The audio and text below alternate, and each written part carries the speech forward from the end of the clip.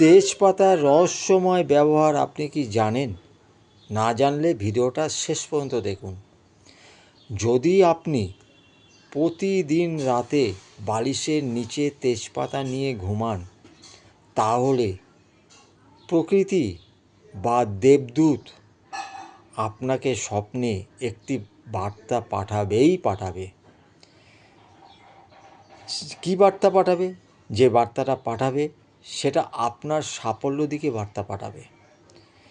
এবার যদি আপনি একটা তেজপাতা নিয়ে আপনার মনের ইচ্ছা যদি লিখে সেটাকে যদি আপনি আপনার মানি ব্যাগে রেখে দেন, 1 সপ্তাহ অন্তর যদি পাল্টাতে পারেন সবুজ কালি দিয়ে, সেটা এমনও হতে পারে যে আপনি একটা টাকার অঙ্ক লিখতে পারেন।